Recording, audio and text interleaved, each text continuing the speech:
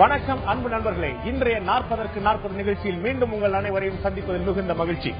நாடு முழுவதும் தேர்தல் தூரம் பற்றிக் கொண்டு இருக்கிறது. தமிழகத்தில் அதிமுகவுடைய கூட்டணி உறுதி செய்யப்பட்டு விட்டது, இன்னும் இறுதி செய்யப்படவில்லை. அந்த கூட்டணியில் மார்க்சிஸ்ட் கம்யூனிஸ்ட் கட்சியும் இந்திய கம்யூனிஸ்ட் கட்சியும் இணைந்திருக்கிறார்கள்.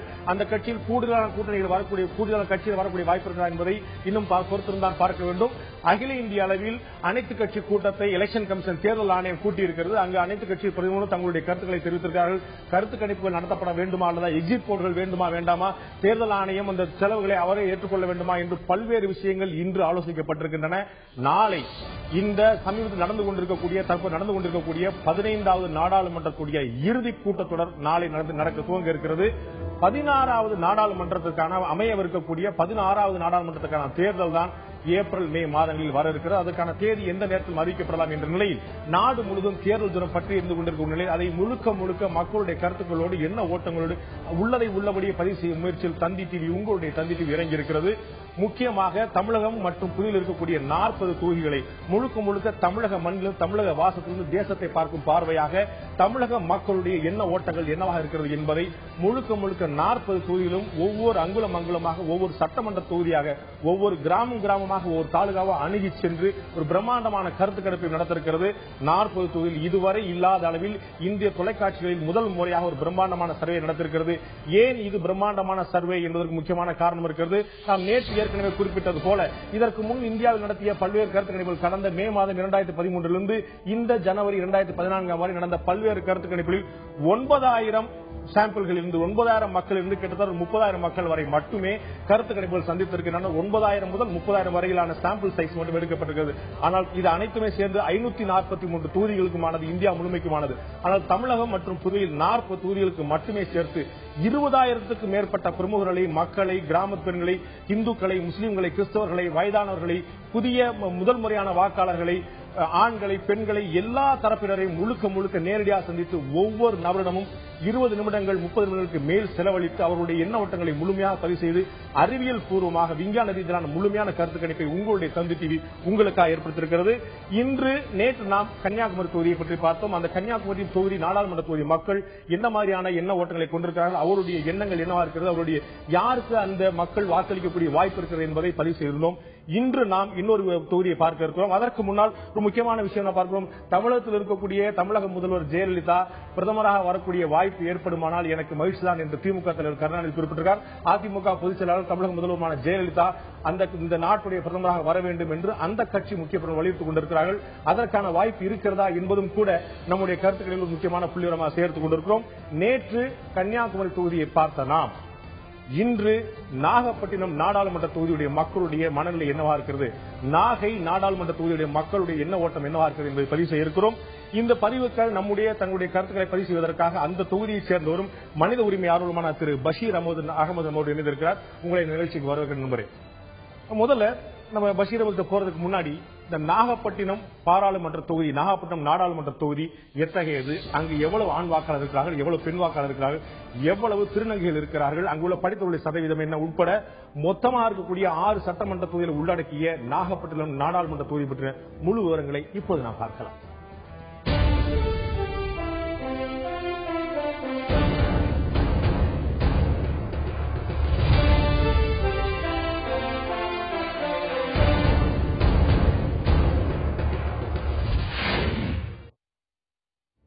இஸ்லாமியர்கள் தொழுகை செய்யும் பிரசித்தி பெற்ற நாகூர் தர்கா அமைந்துள்ள இடமும், கிறிஸ்தவர்களின் தெய்வமான வேளாங்கண்ணி மாதா காட்சி தந்ததாக கூறப்படும் இடமும், இந்துக்களின் பல முக்கிய தெய்வஸ்தலங்களும் ஒன்றாக அமையப்பெற்ற சமூக நல்லிணக்கத்திற்கு எடுத்துக்காட்டாக திகழும் சிறப்புமிக்க நாடாளுமன்ற தொகுதி நாகை. கடலை நம்பி வாழும் மீனவர்கள் நிறைந்த கடலோர நாடாளுமன்ற தொகுதியான நாகையில் மீன்பிடி தொழிலும் விவசாயமும் தான் இந்த மக்களின் வாழ்வாதாரம். இலங்கை கடற்படையினரால் அதிக எண்ணிக்கையிலான தாக்குதல்களுக்கு ஆளாகும் மீனவர்களின் கண்ணீர் கதைகளால் நிறைந்த பகுதியும் இதுவே ஆகும். 2004ஆம் ஆண்டு தமிழகத்தை தாக்கிய ஆழிப்பேரலையில் சிக்கி பல இன்னுயிர்களையும் உடைமைகளையும் இழந்த ரணம் இன்னும் ஆறாமல் இந்த மக்கள் மனதில் வடுவாக நிற்கிறது. நாகை நாடாளுமன்ற தொகுதியில் நாகை, திருவாரூர், நன்னிலம், வேதாரண்யம், திருத்துறைப்பூண்டி, கீழ்வேளூர் ஆகிய 6 சட்டமன்ற தொகுதிகளை கொண்டுள்ளது. நாகை சட்டமன்ற தொகுதியில் அதிமுக ஜெயபால் உறுப்பினராக உள்ளார். திமுக தலைவரும் முன்னாள் முதலமைச்சருமான கருணாநிதியின் தொகுதி திருவாரூர் ஆகும். விவசாயிகள் நிறைந்த நன்னிலத்திலும் அதிமுக ஆர் காமராஜ் சட்டமன்ற உறுப்பினராக உள்ளார். உப்பள்ளங்களின் தேசமான வேதாரண்யத்தில் அதிமுகவின் காமராஜ் உறுப்பினராக உள்ளார். திருத்துறைப்பூண்டியில் இடதுசாரிகள் கட்சியின் உலகநாதன் உறுப்பினராகவும், மார்க்சிஸ்ட் கம்யூனிஸ்ட் கட்சியின் உறுப்பினரான மகாலிங்கம் கீழ்வேளூர் பகுதியிலிருந்து தேர்ந்தெடுக்கப்பட்டுள்ளார். நாகை தொகுதியில் மொத்த வாக்காளர்களின் எண்ணிக்கை 23,81,769. அதில் ஆண்கள் 12,08,013, பெண்கள் 11,73,588, திருநங்கைகள் 168. மருதம் மற்றும் நெய்தல் இரண்டு விதமான ஒரு சாலை ஒரு அமைப்புகளை கொண்டிருக்கக்கூடிய ஒரு நாகப்பட்டினம் நாடாளுமன்ற தொகுதி. அங்கு நிறைய புல்வெளிகள் இருக்கின்றன, நிறைய நெல் விளைகிறது, நிறைய உப்பும் விளைகிறது. அந்த இடத்தில் கடலும் கடல் சார்ந்த இடமும் வயலும் வயல் சார்ந்த இடமும் இரண்டும் கொண்டிருக்கக்கூடிய தொகுதி நாடாளுமன்ற தொகுதி நாகப்பட்டினம். அந்த தொகுதியுடைய நிலைமையை நாம் அடிப்படையான விஷயங்களை பார்த்தோம். நான் திரு பஷீர் அவங்கள்ட்ட கேட்க விரும்புகிறேன். ஒரு 6 சட்டமன்ற தொகுதிகளை உள்ளடக்கியாக இருக்கக்கூடியது இந்த நாகப்பட்டினம் நாடாளுமன்ற தொகுதி. அந்த தொகுதி நம்ம எத்தனை வாக்காளர் இருக்கிறாங்க, அது எந்தெந்த சட்டசபை தொகுதிலாம் இருக்குன்னு பார்த்தோம். அந்த தொகுதியோட அடிப்படையான பிரச்சனையா உங்களுடைய பார்வையில் தெரியக்கூடிய விஷயம் என்ன? அதாவது ஒவ்வொரு தொகுதிகளிலும் ஒவ்வொரு பிரச்சனை இருக்கு. இப்போ நீங்க நாகப்பட்டினத்தை எடுத்துக்கிட்டீங்கன்னு சொன்னா அங்கு உப்பட பிரச்சனை அதிகமா இருக்குது. நீங்க இந்திய கான்ஸ்டிடியூஷன் அமைப்புல 7வது பிரிவுல 58வது ஐட்டமா இந்த உப்பு சேர்க்கப்பட்டிருக்கு. இது மத்திய அரசு சம்பந்தப்பட்டது. இந்தியாவிலேயே 2வது இடத்தில் உப்பு விளைகின்ற மாநிலமாக தமிழகம் இருக்கிறது. ஆனால் அந்த வேதாரண்யத்து உட்பட்ட அந்த இடத்திற்கு தேவையான உதவியினை இந்த மத்திய அரசின் மூலம் மற்ற வகையின் மூலம் செய்யப்படவில்லை என்கின்ற ஏக்கம் அந்த மக்களுக்கு இருக்கு. எந்த மாதிரியான உதவி செய்யப்பட்டிருக்க வேண்டும்? அங்கு உப்பளம் தயாரிக்கக்கூடியதை பாதுகாக்கக்கூடிய வசதிகளும் இல்லை. அதை எடுத்துச் செல்லக்கூடிய சரியான வசதிகள், தார் வசதிகள், தார் சாலைகள் போன்ற வசதிகளும் அங்கு இல்லை. அடிப்படை கட்டமைப்பு வசதிகளே அங்கு தகர்க்கப்பட்டிருக்கிறது என்று அந்த மக்கள் குமுறுகின்ற அளவிற்கு நீங்கள் அங்கு எடுத்து பார்த்தீர்கள் என்றால் அதுதான் உண்மையாக இருக்க முடியும். இது எனது மக்களுடைய கருத்து விததாக இருக்க முடியும் என்று நான் கருதுகிறேன். மாவட்டம் மற்றும் ஒரு பின்தங்கிய பாராளுமன்ற தொகுதியாக தான் இருக்குன்னு நினைக்கிறீங்க? கண்டிப்பாக சமய நல்லிணக்கத்திற்கும் சமத்துவத்திற்கும் சகோதரத்துவத்திற்கும் எடுத்துக்காட்டாக இருக்கக்கூடிய இந்த நாகப்பட்டினம் மாவட்டம் நீங்கள் சொல்வது போல ஒரு பின்தங்கிய மாவட்டமாக இன்றும் இருக்கிறது என்பதிலே அதில் மாற்றொரு கருத்துகள் இருப்பதாக நான் கருதுகிறேன். அதற்கான காரணம் என்ன என்பதை நாம் விரிவாக பார்க்கலாம். அதற்கு முன்னால் இன்னொரு முக்கியமான விஷயம் பார்க்க வேண்டியிருக்கு. நாகப்பட்டினம் நாடாளுமன்ற தொகுதியுடைய எம்பி திராவிட முன்னேற்ற கழகத்தைச் சேர்ந்த திரு AKS விஜயன் ஒருமுறை அல்ல 3 முறை தொடர்ந்து 1999, 2004, 2009 என்று 3 முறை தொடர்ந்து தன்னுடைய எம்பி பதவியை தக்க வைத்துக் கொண்டிருக்கிறார். 4வது முறையாக அவருக்கு சீட் வழங்கப்படுகிறதா, அவர் போட்டியிடுகிறாரா, அவர் வெற்றி பெறுகிறாரா என்பது பார்க்க வேண்டிய விஷயம். இந்த கடைசியாக நடந்த 15வது பாராளுமன்றத்தில் அவருடைய பங்களிப்பு என்னவாக இருந்தது, அவருடைய செயல்பாடு என்னவாக இருந்தது, அவர் இந்த தொகுதிக்கு ஒதுக்கிய நிதி என்ன, அவர் பாராளுமன்றத்தில் எழுப்பிய கேள்விகள் என்ன, அவருடைய பாராளுமன்றத்தில் அவருடைய வருகை எவ்வளவு இருந்தது என்ற முழுமையான புள்ளி விவரங்களை இப்போது நாம் பார்க்கலாம்.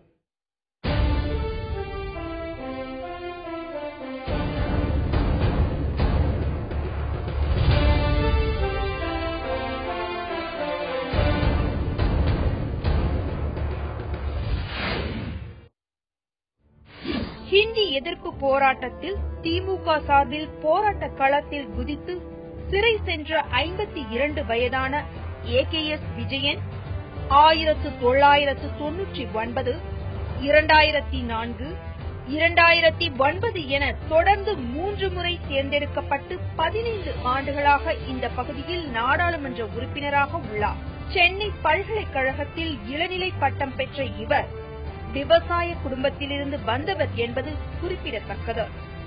விஜயனின் நாடாளுமன்ற வருகை பதிவு 57% ஆகும். இவர் பங்கேற்ற விவாதங்களின் எண்ணிக்கை 29. 2009, 2010 ஆகிய ஆண்டுகளில் தொகுதி மேம்பாட்டு நிதியிலிருந்து 2 கோடி ரூபாய் தொகுதி நலப்பணிகளுக்காக ஒதுக்கியுள்ளார். அதில் 71 லட்சம் இதுவரை நலத்திட்ட பணிகளுக்காக செலவு செய்யப்பட்டுள்ளது. இவரின் தொகுதி மேம்பாட்டு நிதியிலிருந்து 2009, 2010 ஆண்டுகளில் 84 திட்டங்கள் பரிந்துரைக்கப்பட்டு 75 திட்டங்களுக்கு நிதி ஒதுக்கீடு செய்யப்பட்டு 12 திட்டங்கள் நிறைவடைந்துள்ளது குறிப்பிடத்தக்கது. 3 முறை எம்பியாக பாராளுமன்ற உறுப்பினர் தேர்ந்தெடுக்கப்பட்டிருக்கக்கூடிய திரு ஏகேஎஸ் விஜயனுடைய செயல்பாடுகள் எப்படி இருந்தது பார்த்தோம். 57% அவருடைய பாராளுமன்ற வருகை இருந்திருக்கிறது. கிட்டத்தட்ட 29 விவாதங்களில் பங்கேற்றிருக்கிறார். நேற்று இதே திராவிட முன்னேற்ற கழகத்தைச் சேர்ந்த ஹெலன் டேவிட்சன் கன்னியாகுமரி நாடாளுமன்ற உறுப்பினர் அவருடைய வருகையீடு 82% அளவு இருந்தது. இவருடைய 60% கீழாக இவருடைய வருகை பதிவு இருந்திருக்கிறது. ஆனால் 29 விவாதங்கள் கடந்த 5 ஆண்டுகளில் 29 விவாதங்கள் பங்கேற்றிருக்கிறார். இதை பற்றி தான் நான் திரு பஷீர் அமல்கிட்ட கேட்க விரும்புகிறேன். ஒரு 60% கீழான ஒரு வருகை பதிவு 57% அவரோட வருகை இருந்திருக்கிறது. கிட்டத்தட்ட 29 விவாதங்களை கலந்துட்டு இருக்காரு. கடந்த 2009-2010 வந்து பாத்தீங்கன்னா 2 கோடி ரூபாய் முழுமையாக செலவழிச்சிருக்காரு. ஆனால் அதுக்கு அடுத்த ஆண்டுல அந்த 2 கோடி ரூபாய் தொகுதி மேம்பாட்டு நிதி முழுமையாக செலவழிக்கப்படவில்லை. அந்த எம்பியோட செயல்பாடு பற்றி உங்களுடைய பார்வை அந்த மண்ணின் மேந்தராக? அதாவது அண்ணன் விஜயன் அவர்கள் ஒரு சிறந்த மனிதர் என்பதிலே எனக்கு மாறுபட்ட கருத்து இல்லை. ஒரு பண்பட்ட மனிதர், வருபவர்களை உபசரிப்பது போன்றவைகள் எல்லாம் அதெல்லாம் குறை சொல்வதற்கில்லை. ஆனால் முக்கியமான விஷயம் என்னவென்றால், பாராளுமன்ற வருகை நீங்களே சொன்னீர்கள் 57% தான் என்று சொன்னீர்கள். அது கவனிக்கப்பட வேண்டிய விஷயம். இது ஏதோ ஒரு மெட்ரிகுலேஷனுக்காக சொல்லக்கூடிய செய்தி அல்ல, பள்ளிக்கு சொல்றது போல அல்ல. ஆனாலும் அந்த மக்களால் அவர் மதிக்கப்படுகிறார். நான் அதை மறுக்கவில்லை. 3 முறை அவர் தேர்ந்தெடுக்கப்பட்டிருக்கிறார் தொடர்ந்து என்றால் அதுக்கு முக்கியமான காரணம் ஏதாவது இருக்கு? மக்கள் மதிக்கப்படுகிறார்கள், அதைத்தான் நான் சொல்ல வரேன். மக்கள் மதிக்கப்படுகிறார்கள் என்றுதான் அதனுடைய பொருள்.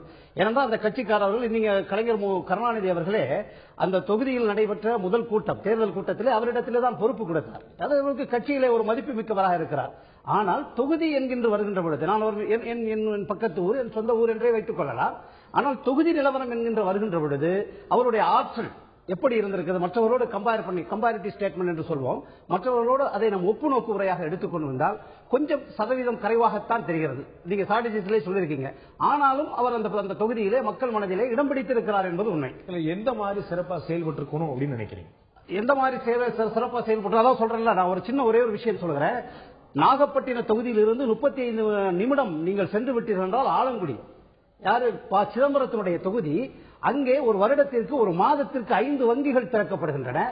ஆனால் திருத்துறைப்பூண்டி தொகுதிக்கு உட்பட்ட இடும்பாவனம் என்கின்ற பகுதியிலே ஒரு வங்கி திறக்க வேண்டும் என்ற மக்கள் போராட்ட களத்திலும் தளத்திலும் நின்று கொண்டிருக்கிறார்கள். ஆனால் இதுவரை ஒரு வங்கி அங்கு திறக்கப்படவில்லை. அப்படி என்றால் அந்த மக்களுடைய மனநிலை எப்படி இருக்கப்பட வேண்டும்? தொழிற்சாலை திறக்காட்ட கூட நான் என்ன சொல்கிறேன், 35 நிமிடத்தில் பயணம் செய்யக்கூடிய ஆலங்குடி இடத்துக்கு நீங்க போனீங்கன்னா சிதம்பரத்தினுடைய பகுதியிலே பல்வேறு தரப்பு வங்கிகள், நாளொரு வண்ணம் பொழுதொரு வண்ணமாக வங்கிகள் முளைக்கிறது.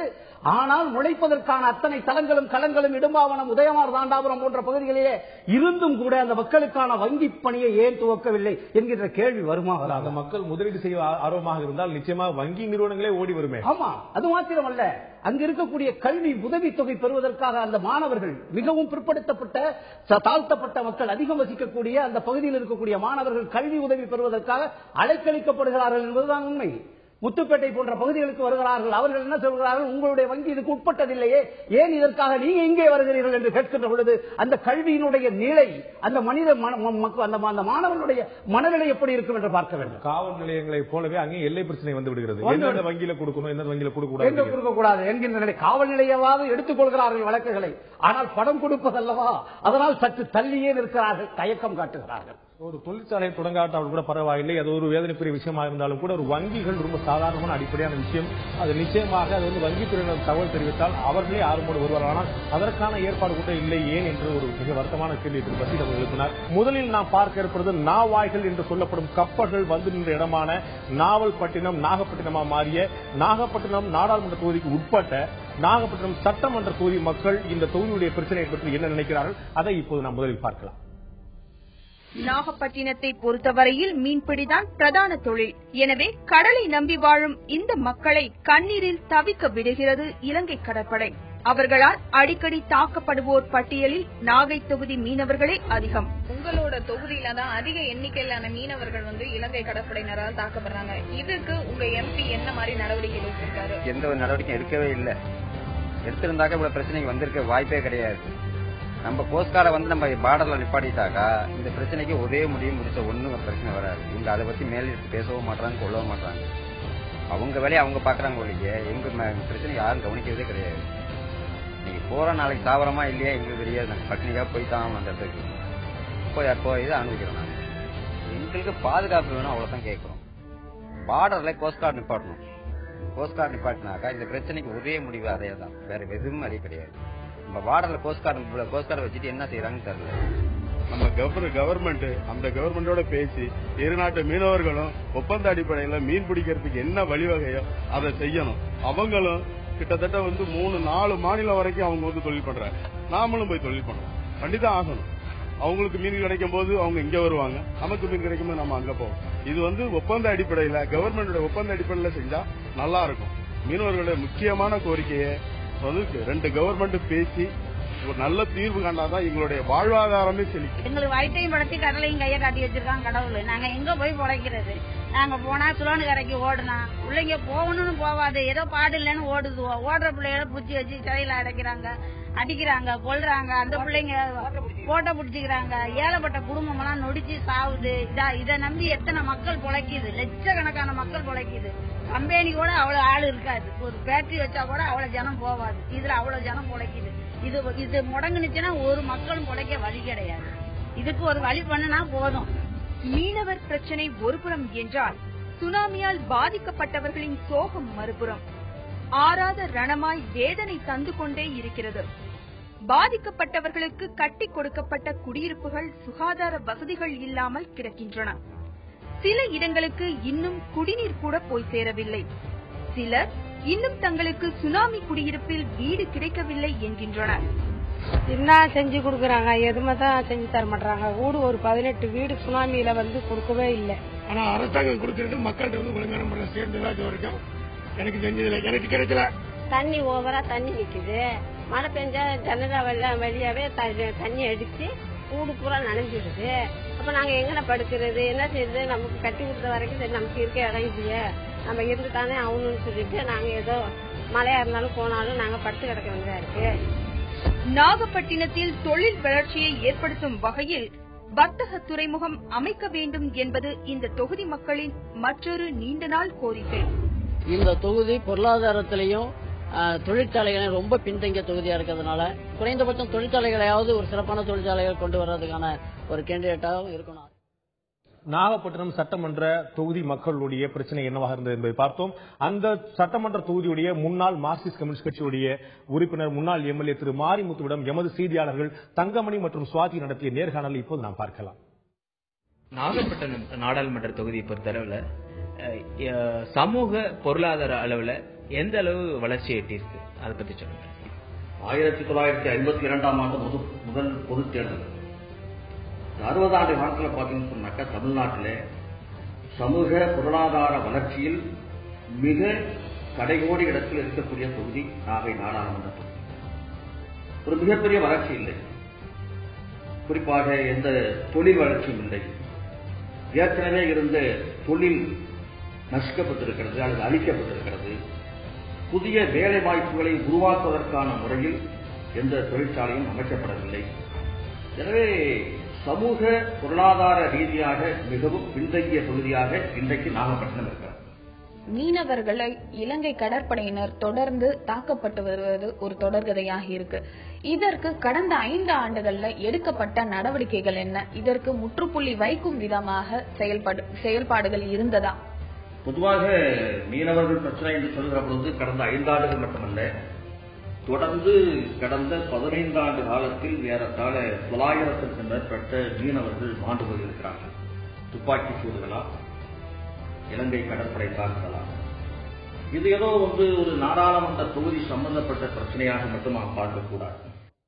நாகப்பட்டினம் நாடாளுமன்ற தொகுதிக்கு உட்பட்ட நாகப்பட்டினம் சட்டமன்ற தொகுதியை பற்றி பேசும்போது மிக முக்கியமான பிரச்சனைகள் 3 வைக்கப்பட்டன. ஒன்று, ராமேஸ்வரம் மற்றும் புதுக்கோட்டை மீனவர்களைப் போலவே அங்கு இருக்கக்கூடிய நாகப்பட்டினம் இருக்கக்கூடிய மீனவர்கள் கூட இலங்கை பிரச்சனையால் மிகவும் அவதிப்பட்டுக் கொண்டிருக்கிறார்கள். இன்னொரு முக்கியமான விஷயம், சுனாமியால் மிகவும் பாதிக்கப்பட்ட ஒரு பகுதி. இன்னும் 10 ஆண்டுகள் தொட்டும் கூட இன்னமும் பல இடங்களில் அவர்கள் நிவாரணப் பணிகள் மறுவீடுகள் என்று அமைக்கப்படவில்லை என்ற வேதனை தெரிகிறது. வர்த்தக துறைமுகம் அமைக்க வேண்டும் என்ற கோரிக்கை இருந்திருக்கிறது. நான் திரு பஷீர் அகமது கேட்க விரும்புகிறேன். 3 முக்கியமான பிரச்சனை பற்றி சொன்னாங்க. இந்த பிரச்சனை ஏன் இன்னும் நிறைவேற்றப்படல? அதற்கான காரணமா என்னவா இருக்கும்? அதுக்கு என்ன மாற்று நீங்க நினைக்கிறீங்க? சுருக்கம். முதல்ல எங்க துறைமுகம் வர்த்தக துறைமுகம் வேணும்னு சொல்றாங்க. முதல் துறைமுகமே நீங்க பார்த்தீங்கன்னா மறைந்த தியாகி சி முருகையன் அவர்களால் தான் அங்கு துறைமுக எம்பி அவர் முன்னால் அவர் மரணமடைந்து விட்டார். அவர் மூலமாக தான் அங்கு துறைமுகம் கொண்டு வரப்பட்டது. அது பாராட்டப்பட வேண்டிய விஷயம். அந்த மக்கள் வாழ்வாதார அடிப்படையில் அவங்களுக்கு பார்த்தீங்கன்னா மீன் வளம் தான் அவர்களுக்கு முக்கியமான துறையாக இருக்கிறது. அதுதான் அவர்களுக்கு தேவை. அதற்கான கட்டமைப்பு வசதிகளை செய்து கொடுக்க வேண்டும் என்று கருதுகிறார்கள். காரணம் என்னன்னா, ஒரு கோபம் வருகின்ற பொழுது இது நடைபெறுகின்ற தேர்தல் நாடாளுமன்ற தேர்தல், கோபத்தை வெளிக்கொணர வேண்டிய சூழல் மக்கள் பக்கத்திலே ஒரு பகுதியாளருக்கு இருக்கலாம், இல்லை என்று நான் மறுக்கவில்லை.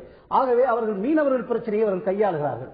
நான் கேட்கிறேன், 5000 கிலோமீட்டருக்கு தயாரித்து ஏவுகணை தாக்குகின்ற இந்திய அரசு 18 கிலோமீட்டர் நாகப்பட்டினத்திலிருந்து இருக்கக்கூடிய 18 கிலோமீட்டர் இருக்கக்கூடிய இலங்கை தமிழனை பாதுகாப்பதற்கு ஒரு ராக்கெட் கண்டுபிடிக்க முடியவில்லை என்கின்ற வருத்தம் என்னை போன்றவர்களுக்கு இருக்கின்ற பொழுது அடிப்படையிலே அந்த மீனவர்களுக்கு இல்லாமல் இருக்காதல்லவா? எல்லா இடத்திலும் ராக்கெட்டை தீர்வு காண முடியும். இல்லை, ராக்கெட்டை தீர்வு சொல்லவில்லை, நான் ராக்கெட்டை விடு என்று சொல்லி வற்புறுத்தவில்லை, அது தேசத்தின் பிரச்சனை சொல்லவில்லை.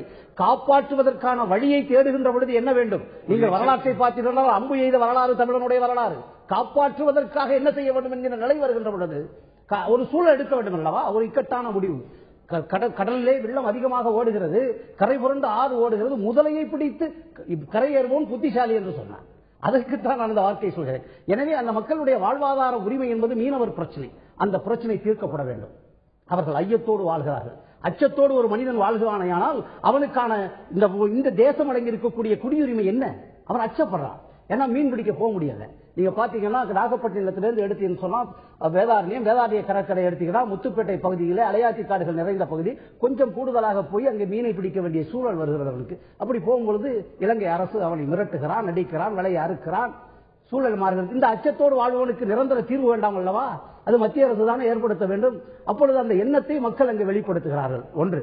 இரண்டாவது, வர்த்தக துறைமுகம் என்று என்கிறார்கள். நீங்கள் பார்த்தீர்கள் என்றால் தமிழகத்திலே மிகப்பெரிய வர்த்தக துறைமுகமாக நாகப்பட்டினம் இருந்திருக்கிறது. நீங்க வரலாற்றை நினைவு கூர்ந்தீர்கள் என்றால், ஏன்னா நாகப்பட்டினம் பல்வேறு சமய நல்லிணங்களுக்கு உட்பட்ட பகுதி, ஆனால் வளர்ச்சியில் சற்று பின்தங்கி இருக்கிறது. இதுதான் நாகப்பட்டினம் வந்தது. நாகை என்பதற்கு கூட பல்வேறு காரணங்கள் சொல்லப்படுகின்றன, வேதாரண்யம் போன்ற பகுதிகள். அதனால அங்கு வர்த்தக துறைமுகம் வேண்டும் என்று மக்கள் கருதுகிறார்கள். அந்த அவர்கள் அடிப்படை வசதியை செய்து கொடுக்கணுமா இல்லையா? பல்வேறு தொகுதிகள் முன்னேறிய நிலையில் நாகப்பட்டினம் பின்னோக்கி இருக்கிறது என்கின்ற ஆதங்கம் இருக்கிறது. காரணம், அந்த தொகுதி பின்னோக்கி இருந்தது, வளர்ச்சியும் பெற்றிருக்கிறது, நான் இல்லை என்று மறுக்கவில்லை.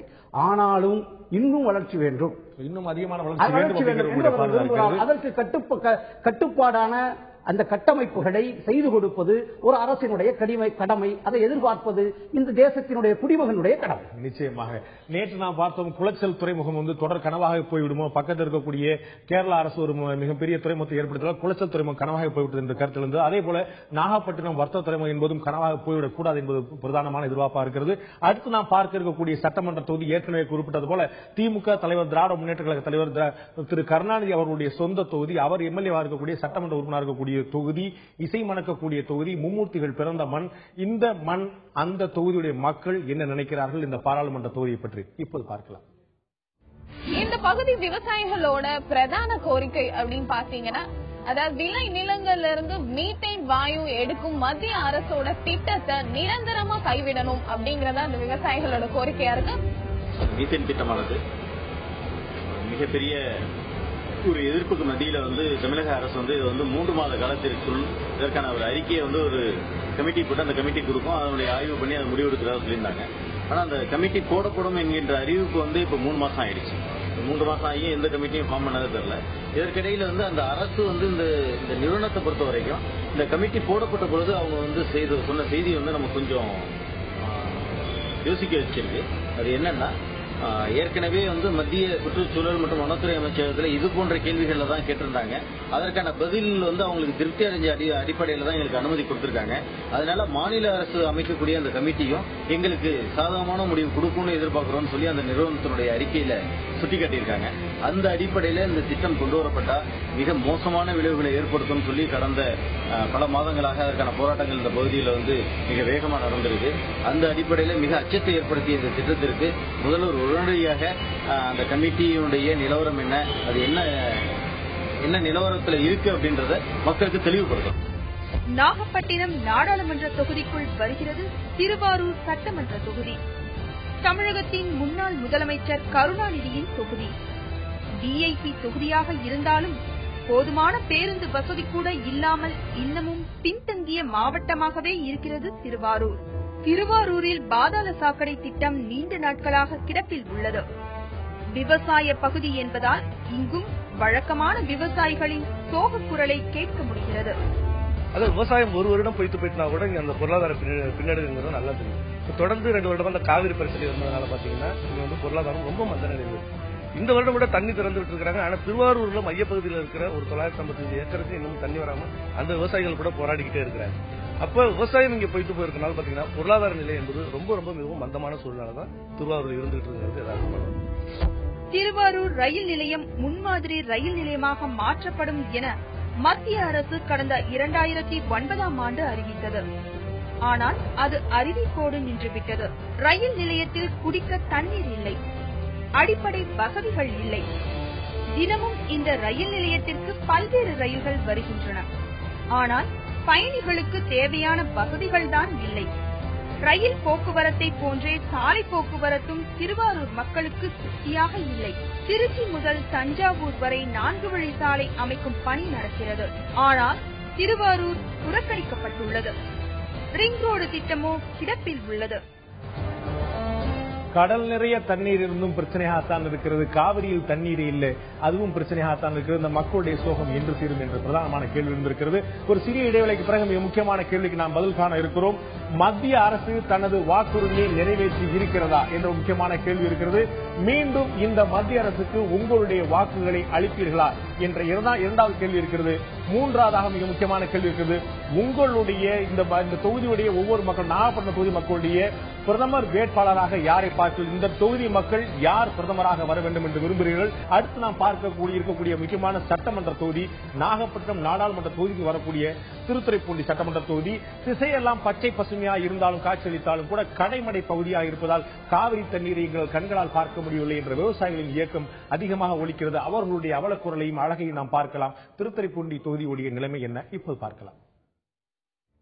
திருத்துறைப்பூண்டி, நன்னிலம், கீழ்வேலூர் ஆகிய இந்த பகுதிகள் சிறப்பு உணவு உற்பத்தி மண்டலத்தோட பகுதிகளா இருக்கு அப்படின்னே சொல்லலாம். அது மட்டும் இல்ல, இங்க 75,000 ஹெக்டேர் பரப்பளவுல விவசாயம் நடைபெற்று வருது. இங்க பிரதான பயிர் நெற்பயிர் அப்படின்னே சொல்லலாம்.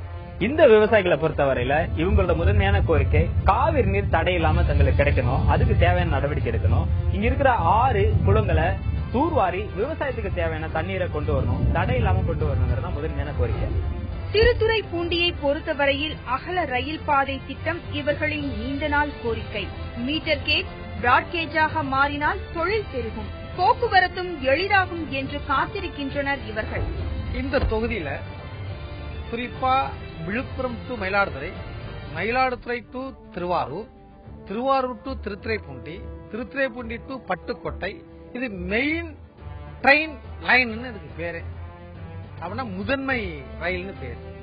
இது மீட்டர் கஜா இருந்தது. பல்வேறு போராட்டங்கள் நடத்தியும் முயற்சி பண்ணியும் இதற்கு எந்த விதமான விடிவும் இல்லை. திருத்துறைப்பூண்டி இடதுசாரிகளின் கோட்டையாக விளங்குவதால் எஞ்சிய கட்சியினர் இந்த தொகுதிக்கு எதுவும் செய்வதில்லை என மக்கள் குற்றம் சாட்டுகின்றனர். காவிரி டெல்டாவின் கடைமடை பகுதியாக இருப்பதால் காவிரி இங்கு வந்து சேரும் போது கிட்டத்தட்ட வறண்டு விடுவதாக வேதனையோடு சொல்கின்றார்கள் இவர்கள். காவிரி ஆற்றில் திறந்த தண்ணீர் இந்த பகுதிக்கு கடைமடை பகுதி வரையிலே சரியாக போய் சேராத காரணத்தினால் இந்த பகுதியிலே விவசாயம் செய்வதிலே விவசாயிகளுக்கு மிகவும் சிரமம் ஏற்பட்டு வருகிறது. எனவே இங்கே வருகிற நாடாளுமன்ற உறுப்பினர்களும் சட்டமன்ற உறுப்பினர்களும் இந்த ஆற்றை சரியாக முறையாக தூர்வார வேண்டும். நாகப்பட்டினம் தொகுதியின் நன்சை பூமிகள் நன்னிலம் மற்றும் கீழ்வேலூர். இங்குள்ள மக்களின் தலையாய பிரச்சனையும் தண்ணீர்தான். காவிரி கரை புரண்டு ஓடினால் மட்டுமே தங்களால் விவசாயம் செய்ய முடியும் என்கின்றார்கள் இவர்கள். தமிழகத்தினுடைய ஒட்டுமொத்த உணவு தேவையில 52% இந்த டெல்டாவில் இருந்துதான் உற்பத்தியாகி தமிழ்நாட்டிற்கு உணவளிக்கிறது. ஆனால் இந்த பகுதியினுடைய மிகப்பெரிய பிரச்சனைன்னு சொன்னா காவிரியினுடைய நீர் கடைசி வரை கடமடை வரை கிடைக்காத ஒரு மிகப்பெரிய குறை. மத்திய அரசு ஒரு இந்தியாவில் இருக்கக்கூடிய ஒரு அண்டை மாநில பிரச்சனையை தீர்க்காமல் காலம் கடத்துவதனுடைய விளைவாக இந்த டெல்டாவினுடைய உற்பத்தி தொடர்ந்து சரிந்து கொண்டே வருகிறது. இந்த நிலையினால இங்க இருக்கக்கூடிய மக்கள்ல 70,000 பெண்கள் திருப்பூர்ல சாயப்பட்டறையிலையும் பனியன் கம்பெனிலையும் போய் வேலை செய்யறாங்க. அவங்க எல்லாம் இந்த விவசாயத்தை உற்பத்தி செய்யக்கூடிய உற்பத்திக்கு காரணமாக இருக்கக்கூடிய தொழிலாளர்கள். இது தவிர நன்னிலம் விவசாயிகளுக்கு வேறு பல பிரச்சனைகளும் இருக்கின்றன. 6 குளங்களை முறையாக தூர் வாராதது இவர்களின் வேதனையை விஸ்தரித்துள்ளது. 15-20 வருஷமா நாங்க சாவடி பண்ற எங்களுக்கு வடிகால் சரியான இல்லைங்க. வாய்க்கால் வசதி எல்லாம் சரியானபடி இல்ல. அவங்க இருக்கிற டயாமீட்டர்ல தாண்டி குழி வந்துருச்சு.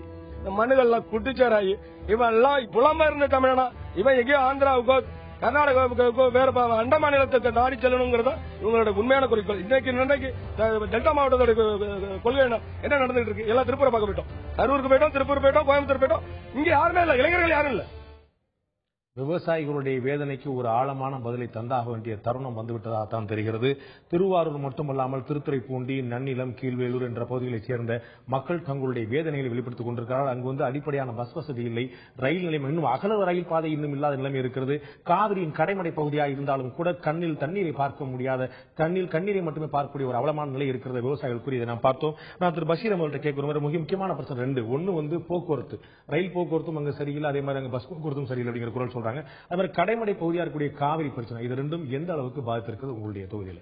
முதல்ல இந்த அகல ரயில் பாதை திட்டம் இருக்கு பார்த்தீங்களா, அது மக்கள் மத்தியில் மிகப்பெரிய கொந்தளிப்பு ஏற்படுத்தியிருக்கு. முத்துப்பேட்டை, திருத்துறைப்பூண்டி உட்பட்ட அனைத்து பகுதிகளிலும் இதற்கான போராட்டங்கள் பல்வேறு தளங்களில், பல்வேறு களங்களில், பல்வேறு முனைகளில் இருந்து மக்கள் போராடி இருக்கிறார்கள். நானே அந்த கூட்டத்தில் திருவாளர் முன்னாள் MP M செல்வராஜ் அவர்கள் தலைமையில் முருகையன் போன்றவர்கள் எல்லாம் கலந்து கொண்டதில் நானே கண்டன குரல் பேசியிருக்கிறேன். என்னமோ தெரியல, அந்த பகுதி நீங்க பார்த்தீர்கள் என்றால் மிக பிரசித்தி பெற்ற பகுதிகள். பட்டுக்கோட்டையிலிருந்து அறந்தாங்கி வரை, திருத்துறைப்பூண்டி, அகஸ்தியன்பள்ளி, வேதாரண்யம், தமிழ்நாட்டிலே அகல ரயில் பாதை இல்லாத ஒரே பகுதி அதுதான். இதை பற்றி நம்ம வந்து நம்முடைய தந்தி டிவிடைய உள்ளது உள்ளபடி நிகழ்ச்சியில ஒரு தனி நிகழ்ச்சியை பண்ணோம். அங்க வந்து அகல ரயில் பாதை வேண்டும் சொல்லிட்டு, ஆனா இவரும் கோரிக்கையாக இன்னும் நீடித்துக் கொண்டிருக்கு. நீடித்து கேட்டா என்ன பண்றாருன்னா, அவர் சொல்லிட்டாரு, இவர் சொல்லிட்டாரு, தண்டவளம் இறக்கியாச்சு. அப்படி என்ன தண்டவளம்? உன்னோட தெரியுது, உன்னுடைய தண்டவளம் தான் எங்களுக்கு அப்படிங்கிற மாதிரி ஒரு சூழல் வருகிறது. அந்த மக்கள் மிகவும் கொந்தளிப்புல இருக்கிறார்கள். அது சுத்தமாக அங்க இருக்கக்கூடிய யாருமே பயணிக்க முடியாத நிலை. பாத்தீங்கன்னா முத்துப்பேட்டை பிரசித்தி பெற்ற பகுதி, வேதாரண்யம் பிரசித்தி பெற்ற பகுதி, அறந்தாங்கி போன்ற பகுதியில் இருக்கிறது. நான் கூட சாலை வசதிகளும் அதே போல. அதுக்கு தான் நான் கூட சொன்னேன், பக்கத்தில் இருக்கக்கூடிய மன்னார்குடி, பட்டுக்கோட்டை, மன்னார்குடியிலிருந்து ரயில்வே சாலை அமைத்து விட்டார்கள். அது பாராட்டப்பட வேண்டியது. என்றால் அந்த மக்களுக்கும் தேவை. அதுவும் எங்களுடைய மாவட்ட மக்கள் தான் பாராட்டப்பட வேண்டியது. நான் கேட்பது எங்களுக்கு என்னுடைய பங்கு என்ன?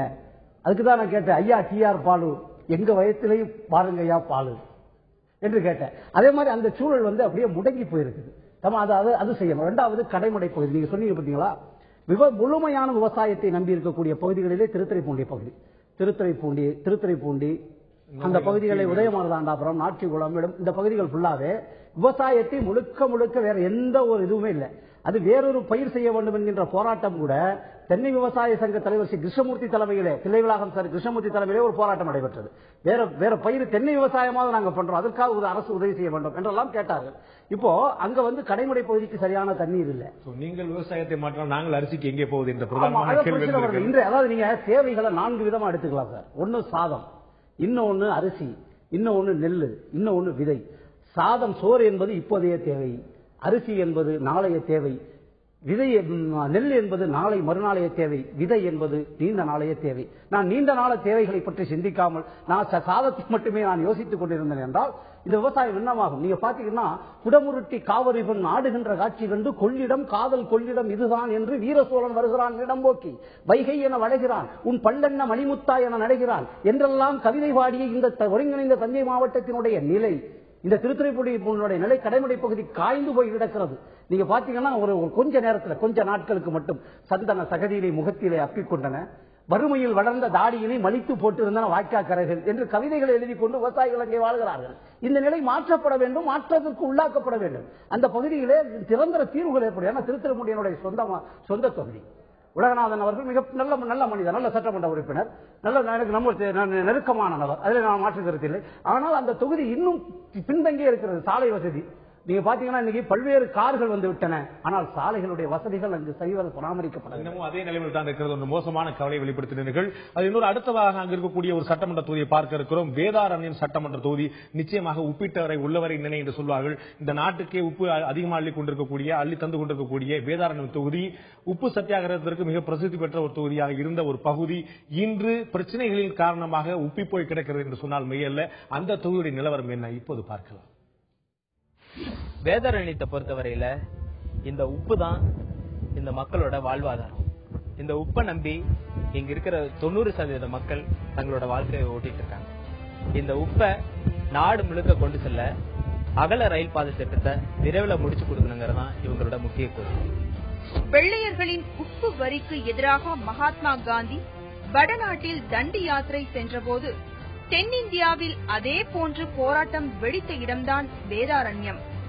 ஆனால் இந்த வரலாற்று சிறப்பு மிக்க பகுதி இன்னும் பின்தங்கியே இருக்கிறது. வேதாரண்யத்தில் 90% மக்களின் வாழ்வாதாரம் இங்குள்ள உப்பள்ளங்களையே நம்பி இருக்கிறது. இங்கு உற்பத்தியாகும் உப்பை வெளி மாநிலங்களுக்கு விற்க வேண்டும் என்றால் போக்குவரத்து செலவு குறைவாக இருக்க வேண்டும். அதற்கு அகல ரயில் பாதை இருக்க வேண்டும். அதற்கான திட்டம் உண்டு. ஆனால் அதை விரைவுபடுத்த அரசியல்வாதிகளுக்கு மனம்தான் இல்லை என்கின்றனர் மக்கள். முக்கியமான கோரிக்கை எங்களுக்கு ட்ரெயின் பாதை குட் செட் பெருமதியாக உப்பு ஏற்றுறதுக்கான வசதி இருந்துச்சுன்னா எங்களுக்கு ரொம்ப சௌகரியமா இருக்கும். இந்த லாரி எல்லாம் வந்து ஏற்றுறது வந்து எங்களுக்கு கட்டுப்படி ஆகல, கூலியும் கட்டுப்படி ஆகல. சேல்ஸ் வெளியில அனுப்புறதுக்கு எங்களுக்கு ஸ்டாக் எல்லாம் நிறைய இடமே தங்கி போயிருக்கு. ட்ரெயின் கோடிக்கரைக்கு அதுக்கும் போயிட்டு இருந்துச்சு, திருவாரூருக்கும் போவேன். திருத்தமுடி தான் கரெக்டான. இப்ப அந்த வேதாரண்ய ரயில்வே ஸ்டேஷனோட இந்த ஒத்த லைன் எடுத்துட்டாங்க. பாக்கி 3 லைன் கிடக்கு. கருவு மண்டி போய் கிடக்கு. லாரியை நம்பியே இருக்க முடியாது. ஒரு நாளைக்கு வாரத்துக்கு ஒரு நாளைக்கு டீசல் ரேட்லாம் ஏறிட்டு இருக்கு. அதை நம்பி போகும்போது வாடகை ஜாஸ்தியாக இன்க்ரீஸ் ஆகிட்டே இருக்கு. டிரான்ஸ்போர்ட் பண்றது ரொம்ப கஷ்டமா இருக்கு. இதே வந்து ரயில்வே லைன் வந்துச்சுன்னா இந்த பிரச்சனை இருக்காது. வேதாரண்யம் உள்பட நாகப்பட்டினம் நாடாளுமன்ற தொகுதியில் இருக்கக்கூடிய 6 சட்டமன்ற தொகுதிகளுடைய பிரச்சனைகள், அடிப்படை பிரச்சனைகள் என்ன என்பதை பார்த்தோம். திராவிட முன்னேற்ற கழக தலைவர் கருணாநிதியுடைய திருவாரூர் தொகுதி உட்பட 6 தொகுதிகளையும் பார்த்தோம். இந்த மக்களுடைய பிரச்சனைகள், தங்களுடைய முன்னாள் சட்டமன்ற உறுப்பினர் உட்பட சாமானிய மக்கள் உட்பட அனைவரும் தங்களுடைய பிரச்சனைகள் என்ன, தங்களுடைய கோரிக்கைகள் என்ன, ஒரு துறைமுகம் கொண்டு வந்திருக்க வேண்டும், அதே சமயம் மீனவர் பிரச்சனைக்கான தீர்வு இல்லை, கடைமடையில் காவிரியை பார்க்க முடியல என்று பல்வேறு கருத்துக்களை பல்வேறு வேதனைகள் வெளிப்படுத்தினார்கள். இதற்கெல்லாம் நாகப்பட்டினம் நாடாளுமன்ற தொகுதியுடைய தற்போதைய உறுப்பினர் 3வது முறையாக உறுப்பினர் இருக்கக்கூடிய திரு ஏ.கே.எஸ். விஜயன் என்ன பதில் வைத்திருக்கிறார், அவரிடமே கேட்கலாம். இப்போது 5 ஆண்டுகளில் குறிப்பாக நாகை வேளாங்கண்ணி, திருவாரூர் நாகூர், அதே போல மயிலாடுதுறை திருவாரூர் ஆகிய அகல ரயில் பாதை திட்டங்களை நிறைவேற்றி ரயில் போக்குவரத்தை ஏற்படுத்தி தந்தோம். அதே போல தஞ்சாவூர் திருவாரூர் நாகை 4 வழி சாலையில் திட்டத்தை 469 கோடி ரூபாயை பெற்று அந்த பணி தொடங்குவதற்கான வாய்ப்பை உருவாக்கி தந்தோம். ஆனால் தமிழக அரசிலிருந்து இன்னும் தடையின்மை சார்ந்து கிடைக்காததனால் அந்த திட்டம் நடைமுறைப்படுத்தப்படாமல் இருக்கிறது. அதே போல மீனவர்களுடைய நலனை காக்க வேண்டும் என்பதற்காக நானே உச்சநீதிமன்றத்தை அணுகி உச்சநீதிமன்றத்தில் வழக்கை தொடர்ந்திருக்கிறேன். குறிப்பாக 2 நாட்டு மீனவர் பிரதிநிதிகளை அழைத்து அவர்களோடு பேச்சுவார்த்தை நடத்தி சுமமான ஒரு தீர்வை காண வேண்டும், மீனவர்களுடைய பிரச்சனைக்கு ஒரு நிரந்தர தீர்வு ஏற்படுத்த வேண்டும் என்று உச்சநீதிமன்றத்தை அணுகி உச்சநீதிமன்றத்தில் வழக்கு தொடர்ந்திருக்கிறேன். இப்படி மீனவர்கள் நலனை காக்கிற அதே நேரத்தில் விவசாயிகள், காவிரி டெல்டா விவசாயிகளை பாதுகாக்க வேண்டும் என்று நம்முடைய நீர்ப்பாசனத்துறை அமைச்சர் அவர்களை சந்தித்து, இந்திய நாட்டுடைய நீர்ப்பாசனத்துறை அமைச்சர் அவர்களை சந்தித்து காவிரி பிரச்சனைக்கு ஒரு நிரந்தர தீர்வை ஏற்படுத்த வேண்டும், அவர்களுக்கு வாழ்வாதாரத்திற்கு, விவசாயிகளுடைய வாழ்வாதாரத்தை காக்க வேண்டும் என்று சொல்லி அவரிடத்தை வலியுறுத்தியதோடு மட்டுமல்லாமல் நாடாளுமன்றத்தில் பல முறை சிறப்பு கவன ஈர்ப்பு தீர்மானங்களை கொண்டு வந்து ஏற்பாடுகளை செய்து தந்தோம். அதோடு மட்டுமல்லாமல் இந்தியாவிலே முதலாக மாற்றுத்திறனாளிகளுக்கு மோட்டார் பொருத்திய 3 சக்கர வாகனத்தை வழங்கலாம் என்கிற திட்டத்தை நடைமுறைப்படுத்தி அதன் தொடர்ச்சியாக 20 நபர்களுக்கு நானே தினம் வழங்கி இருக்கிறேன். பல்வேறு பணிகளை நாங்கள் செய்திருக்கிறோம். நாகையின் மத்திய அரசு மூலமாக மாநில அரசு வழிகாட்டிலோடு நடைபெறுகிற அந்த பாதாள சாக்கடை திட்டத்தை திருவாரூர் நாகை மாவட்டத்தை இணைத்து அந்த பணிகளை தொடங்குவதற்கான நடவடிக்கை எடுக்கப்பட்டது. இப்படி பல்வேறு திட்டங்கள் இந்த பகுதி வளர்ச்சிக்கு நாங்கள் நிறைவேற்றி தந்திருக்கிறோம். நிறைவேற்றப்படாத திட்டம் என்றால் நிறைவேற்றுவதற்கான சாத்தியக்கூறுகளை மத்திய அரசு மூலம் பெற்றிருக்கிறோம். குறிப்பாக திருவாரூர், திருத்துறைப்பூண்டி, பட்டுக்கோட்டை, காரைக்குடி அகர ரயில் பாதை திட்டம் காரைக்குடியிலிருந்து தொடங்கி பணிகள் தொடங்கி வந்த நிலையில் நாடாளுமன்றத்தில் கேள்வி நேரத்தில் கேள்வியை எழுப்பி அந்த திட்டம் திருவாரூரிலிருந்து தொடங்க வேண்டும் என்று அந்த அமைச்சராக, ரயில்வே துறை அமைச்சராக இருந்த முனியப்பா அவர்கள் நாடாளுமன்றத்தினுடைய அவையிலேயே கேள்விக்கு பதிலளித்திருக்கிறார்கள். காரைக்குடியிலிருந்து தொடங்கப்படும், அதே நேரத்தில் திருவாரூரிலிருந்து திருத்துறைப்பூண்டி, பட்டுக்கோட்டையும் பணி தொடங்கப்படும் என்று சொல்லி முதல் கட்டமாக 60 கோடியை ஒதுக்கீடு செய்து அந்த பணிகள் நடைபெற்றுக் கொண்டிருக்கிறது.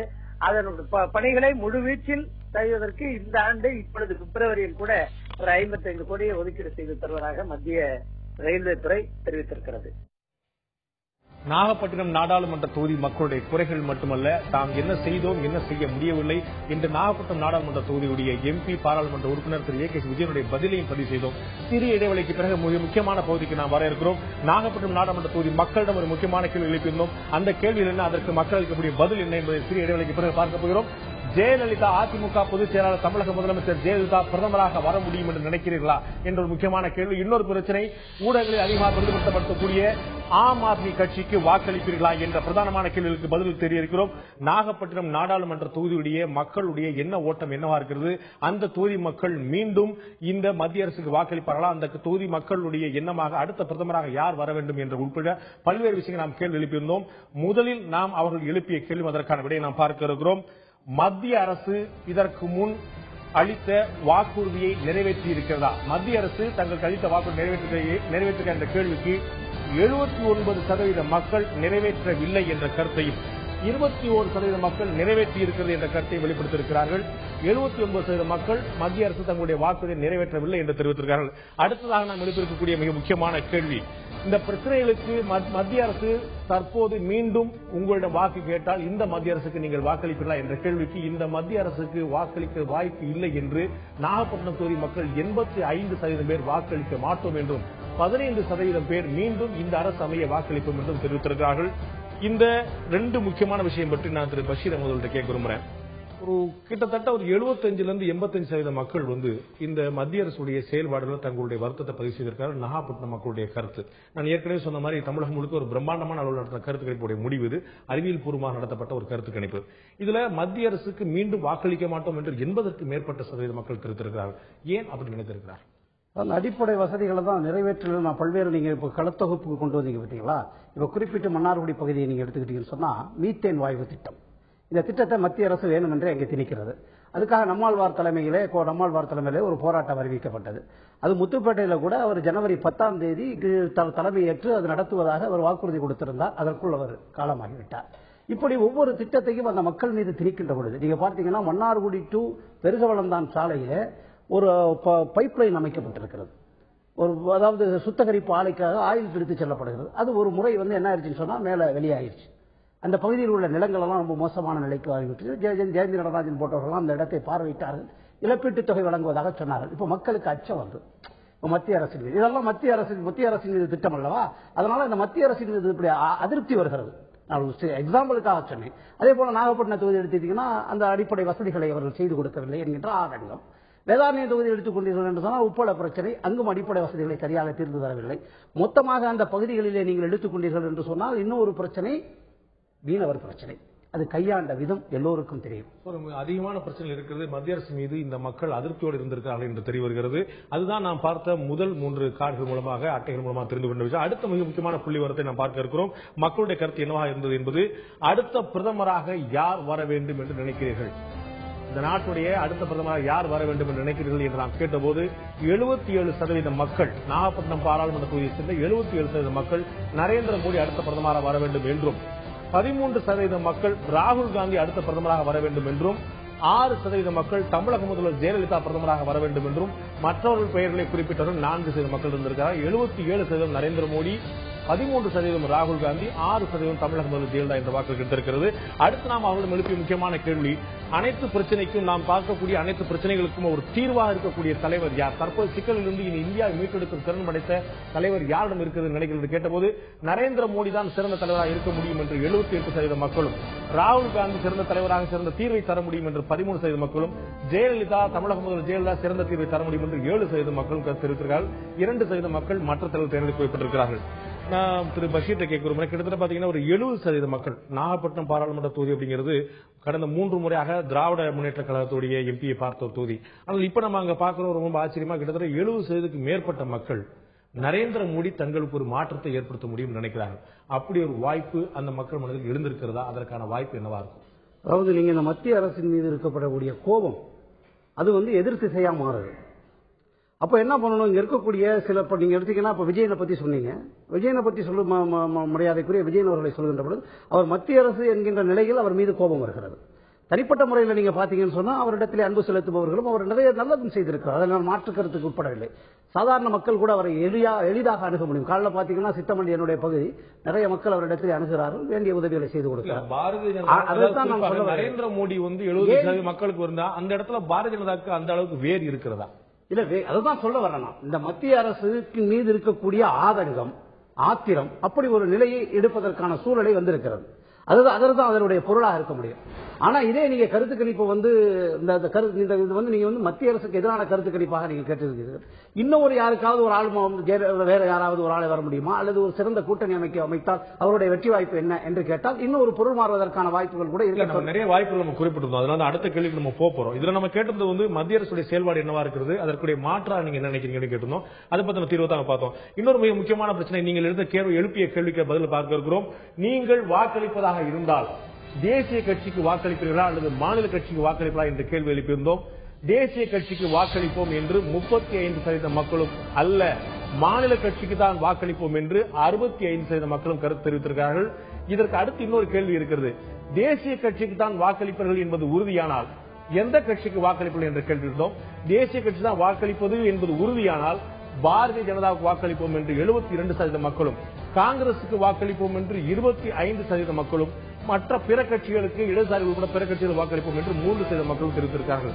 ஒருவேளை அதுக்கு மாற்று இன்னொரு பார்வை பார்க்கும்போது உங்களுடைய தேர்வு ஒரு மாநில கட்சியாக இருந்தால் நீங்கள் எந்த கட்சிக்கு வாக்களிப்பீர்கள் என்ற அடுத்த நம் கேள்வியை முன்வைத்தோம்.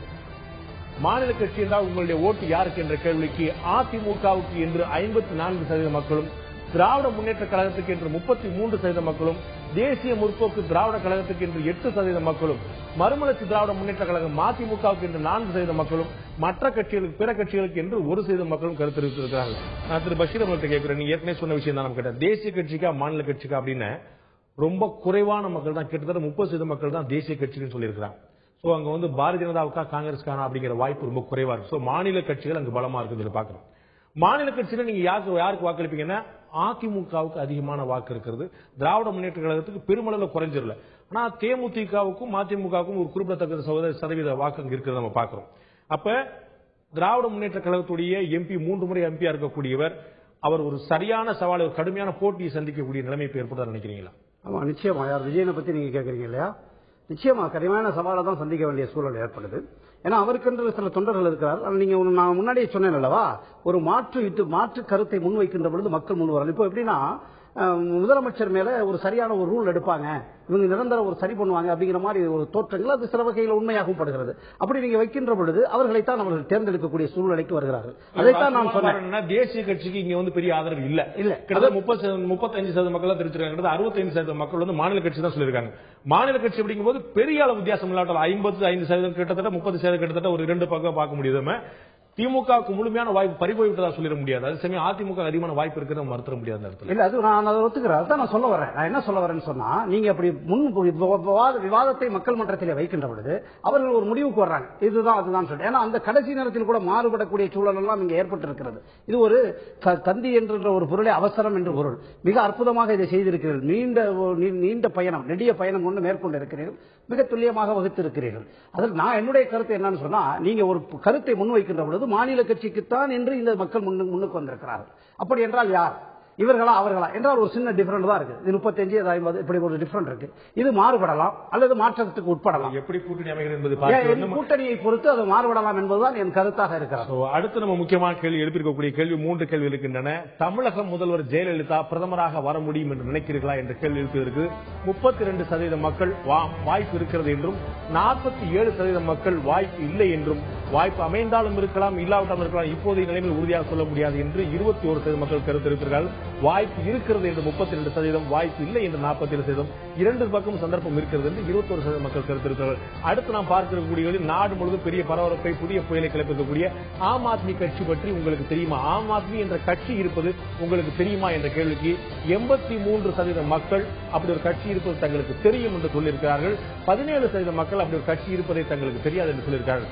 உங்களுக்கு தெரியும் என்று சொன்னவர்களிடம் ஆம் ஆத்மி கட்சி பற்றி தெரியும் என்று சொல்லணும், அந்த கட்சிக்கு நீங்கள் வாக்களிப்பீர்களா என்ற கேள்வி எழுப்பிய போது ஆம் ஆத்மி கட்சிக்கு வாக்களிப்பா என்று தெரியும் என்று சொன்னதை கேட்டபோது 9% மக்கள் மட்டுமே ஆம் ஆத்மி கட்சிக்கு வாக்களிப்போம் என்றும், 91% மக்கள் அந்த கட்சியை தெரியும் என்று சொன்னவர்கள் அந்த கட்சிக்கு வாக்களிக்க மாட்டோம் என்றும் தெரிவித்திருக்கிறார்கள். நான் திரு பஷீர் அவங்கள்ட்ட கேட்க விரும்புகிறேன். ஆம் ஆத்மி கட்சி ஒரு பக்கம் இருக்கட்டும், தமிழக முதலமைச்சர் ஜெயலலிதா பிரதமராக வர வேண்டும் என்று அனைத்து இந்திய அண்ணா திராவிட முன்னேற்ற கழகம் கடுமையான முயற்சியில் இருக்கிறது. அதற்கான கூட்டணி வாய்ப்புகள் அமைத்து அடுத்த கட்டத்தை நோக்கி சென்றிருக்கிறது. ஆனால் உங்களுடைய தொகுதி மக்கள் அதற்கான வாய்ப்பு இல்லை என்று முற்றிலுமா மறுத்துவிடவில்லை. அதை பார்க்கிற 30-35% மக்கள் வாய்ப்பு இருக்கிறது என்று சொல்லியிருக்கிறார்கள். இரண்டு பக்கம் இருக்கிறது எங்களால் உறுதியாக சொல்ல முடியவில்லை என்று 21% மக்கள் கருத்து தெரிவித்திருக்கிறார்கள். உங்களுடைய பார்வை? அதாவது நீங்க எடுத்துக்கிட்டீங்கன்னா, அதான் நான் சொல்றேன், நீங்க மீண்டும் மீண்டும் இதைத்தான் நான் வலியுறுத்த விரும்புகிறேன். யாரும் இந்த தேசத்தில் வர முடியாது என்று யாராலும் சொல்லிவிட முடியாது. முயற்சித்தால் எதுவும் நடக்கும். நீங்கள் உலக வரலாற்றை எடுத்துக்கொண்டீர்கள், அதுதான் உண்மை. ஆனால் இந்த மாற்றங்கள் நிகழும். மாற்றங்கள் கூட்டணியை அமைப்பதை பொறுத்தும் வியூகங்கள் அமைக்கின்ற வல்லமையை பொறுத்தும் தான் இங்கு வாக்குகள் சிதறாமல் பெற முடியும் என்கின்ற நிலையை இவர்கள் எடுக்க முடியும். அதற்கான சூழலை பல்வேறு கட்சிகள் கொண்டு நீங்கள் ஆரம்பத்திலே சொன்னீர்கள், கிட்டத்தட்ட தீர்மானிக்கப்பட்டு விட்டது, எப்படி நடந்திருக்கிறது என்று. இந்த மாற்றங்கள் வருவதற்கான வாய்ப்புகள் இருக்கிறது. இப்போதைக்கான இந்த சூழல் மாறுபடலாம். தேர்தல் நெருங்குகின்ற பொழுது கூட மாறுபடலாம். அது கூட்டணியை பொறுத்துத்தான். அது ராஜதந்திரம் என்று சொல்வார்கள். அமைக்கின்ற கூட்டணி இப்போ திராவிட முன்னேற்ற கழகம் பல்வேறு கட்சிகளை ஒருங்கிணைத்து தேர்தலை சந்திக்க வேண்டும் என்கிற முடிவுக்கு வருகிறது. அனைத்து இந்திய அண்ணா திராவிட முன்னேற்ற கழகமும் அந்த சூழ்நிலைக்கு வருகிறது. இறுதி கட்டமான சூழ்நிலை வருகின்ற பொழுது நீங்கள் வாக்கு வித்தியாசம் இப்பொழுதே ஒரு 35-50% அளவிற்குத்தான் ஒரு டிஸ்டன்ஸ் இருக்கிறது. இப்போ ஒரு அளவு தான் இருக்கிறது. இது மாறுபடலாம். ஆனால் யாராவது ஒரு தமிழர் வருவதிலே நான் பெருமை அடைகிறேன், அதிலே மாற்று கருத்து இல்லை. யார் வந்தாலும் ஒரு தமிழர். திராவிட முன்னேற்ற கழகத்துடைய தலைவர் திரு கருணாநிதி தெரிவித்திருக்கிறார்கள், அப்படி ஒரு வாய்ப்பு ஒரு சந்தர்ப்பம் தமிழக முதல்வருக்கு ஏற்படுமானால் தமிழர் என்ற முறையில் எனக்கு மகிழ்ச்சி என்று திமுக தலைவர் திரு கருணாநிதி குறிப்பிட்டிருக்கிறார். நாகப்பட்டினம் பாராளுமன்ற தொகுதியை பொறுத்தவரை ஒரு விஷயம் தெளிவாக தெரிகிறது, இங்கு தேசிய கட்சிகளுக்கு பெரிய அளவில் ஆதரவு இல்லை, மாநில கட்சிகள் தான் வர வேண்டும் என்று அந்த மக்கள் நினைக்கிறார்கள். திராவிட முன்னேற்ற கழகம், அனைத்து இந்திய அண்ணா திராவிட முன்னேற்ற கழகம் இரண்டுக்கும் சமமான வாய்ப்புகள் தெரிகின்றன. ஒரு குறைவான அளவில் வித்தியாசம் தெரிகிறது. தேசிய கட்சிகளுக்கான வாய்ப்பு அங்கு இல்லை என்பது தெரிகிறது. நாளை மீண்டும் இன்னொரு நிகழ்ச்சியில், இதே நிகழ்ச்சியில் நாம் ஒரு மிக முக்கியமான தொகுதியோடு உங்களை அணுக இருக்கிறோம். அதற்கு முன்னால் இந்த நிகழ்ச்சியில் கலந்து கொண்டு எங்களுக்கு கருத்து தெரிவித்த திரு பஷீர் அவர்கள் நன்றி தெரிவித்துக் கொள்கிறேன். பார்த்த உங்களுக்கும் நன்றி நண்பர்களே. மீண்டும் நாளை இன்னொரு நிகழ்ச்சி சந்திப்போம் இன்னொரு தொகுதியோடு. அதுவரை நன்றி, வணக்கம்.